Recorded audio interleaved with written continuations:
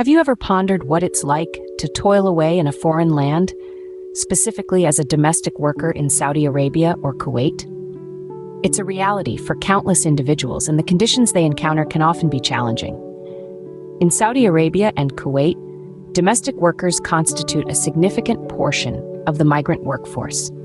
They come from all corners of the globe, lured by the promise of better wages, only to find themselves in a system that often fails to respect their rights. Look at this. The International Labor Organization estimates that there are more than 2.5 million domestic workers in Saudi Arabia alone. That's a staggering figure, isn't it? And yet, despite their numbers, these workers often remain invisible to the public eye. The kafala system, a sponsorship system prevalent in the Gulf countries, ties the immigration status of the worker to the employer. This system, unfortunately, creates a power imbalance, leaving workers vulnerable to exploitation. Reports of abuse and mistreatment of domestic workers are not uncommon.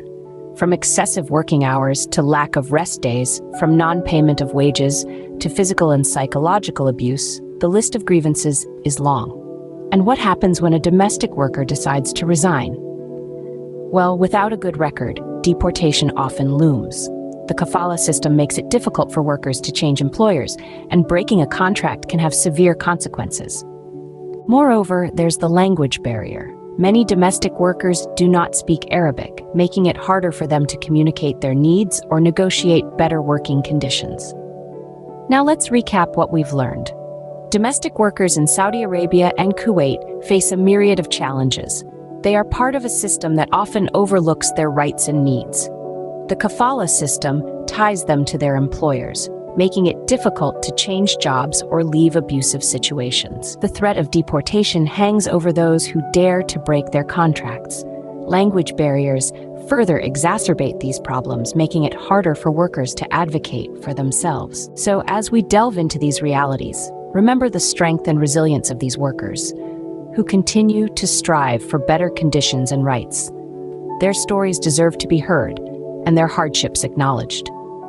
They are not merely faceless numbers, but individuals with hopes, dreams, and families back home counting on them. It's a complex issue with no easy solutions. But by understanding the challenges these workers face, we can begin to consider how to better protect their rights and dignity. After all, every worker, no matter where they are, deserves to be treated with respect and fairness.